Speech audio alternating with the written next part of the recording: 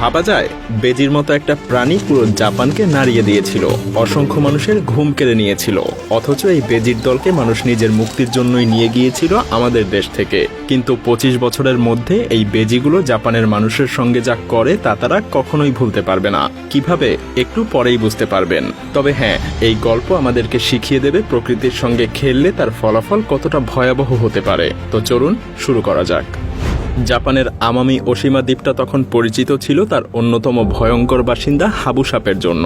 এই সাপগুলো ছিল অত্যন্ত বিষধর এবং আক্রমণাত্মক। 2 মিটার দৈর্ঘ্য এই সাপগুলো দ্বীপের মানুষেরা একসময় স্রেফ অভিশাপ মনে করত। বছরের পর বছর ধরে এই সাপের বিষে বহু মানুষ মারা গেছে, আহত হয়েছে আর প্রাণ হারিয়েছে অসংখ্য গৃহপালিত প্রাণী। প্রতি বছর প্রায় 300 থেকে 400 জন মানুষ এই হাবু সাপের শিকার হতো, যার মধ্যে অনেকেই স্থায়ীভাবে অক্ষম হয়ে পড়েছিল। অবস্থা এতটাই খারাপ ছিল যে জাপানের সেই দ্বীপের মানুষেরা দিনের বেলাতেও বাইরে বের হতে ভয় পেত, কারণ হাবু সাপ দিন রাত যে কোনো সময় আক্রমণ করত। মানুষের জীবন একটা ভয়ের মধ্যে আটকে ছিল। কিন্তু এই অবস্থা কি চিরকাল চলতে পারে? না। তাই এই দ্বীপের সকল বাসিন্দারা ভাবতে শুরু করলো এই সাপের হাত থেকে কিভাবে মুক্তি পাওয়া যায়। সাল 1979। দ্বীপটাতে ভয়ঙ্কর সেই সাপের সমস্যার সমাধান খুঁজতে বিজ্ঞানীরা এক নতুন পরিকল্পনা নেয়। আমাদের এই দক্ষিণ এশিয়া থেকে একটা প্রাণী আনা হবে, যেটা হবে হাবু সাপের শত্রু, যার বিষেও কোনো সমস্যা হবে না। সেই প্রাণী হলো মঙ্গুজ বা বেজি। এই ছোট্ট প্রাণী সাপকে তাড়া করার জন্য এবং মারার জন্য বিখ্যাত। মঙ্গুজের দুর্দান্ত গতি আর সাহস তাকে সাপের বিষের হাত থেকে রক্ষা করে। আর মঙ্গুজ শুধু সাপ না, ইঁদুরের সমস্যারও সমাধান করবে, যারা ফসল নষ্ট করে। 2 সমস্যার এক সমাধান। সবাই ভেবেছিল মঙ্গুজই হবে তাদের দ্বীপের ত্রাণকর্তা।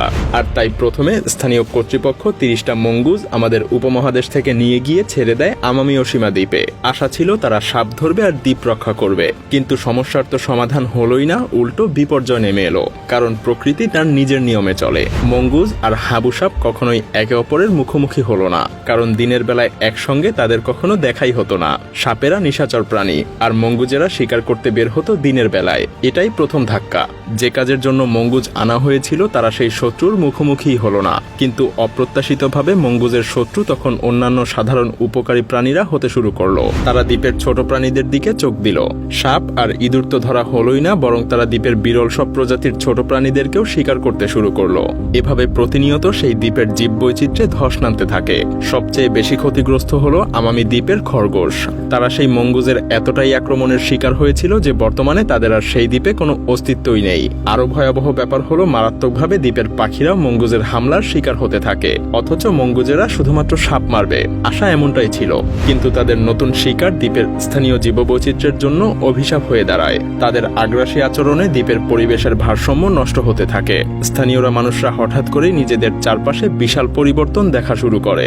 যেসব প্রাণী তারা দেখতে পেত তাদের অনেকেই অদৃশ্য হয়ে যেতে শুরু করে। এত কিছুর পরেও কি সেই দ্বীপের মানুষ চুপচাপ বসে থাকতে পারে?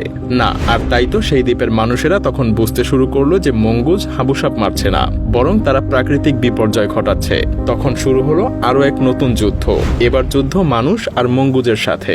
2000 সালের শুরুর দিকে মঙ্গুজ ধরার জন্য বড় অভিযান শুরু হলো। মানুষ ফাঁদ বসালো, বিষাক্ত খাবার ছড়ালো, এমনকি কুকুর দিয়েও মঙ্গুজ ধরা শুরু করলো। লোকজনের মধ্যে আতঙ্ক ছড়িয়ে পড়লো। মঙ্গুজ দ্রুত সংখ্যায় বাড়তে শুরু করলো। আর মানুষ বুঝতে পারলো তাদের নতুন শত্রুর মোকাবেলা করা এখন প্রতিনিয়ত কঠিন হয়ে যাচ্ছে। জাপানের সরকার অবশেষে এই মহাবিপদের গুরুত্ব বুঝতে পারে। আর তাই 2000 সালের শুরুতে তারা অপারেশন মঙ্গুজ মুক্ত ঘোষণা করে।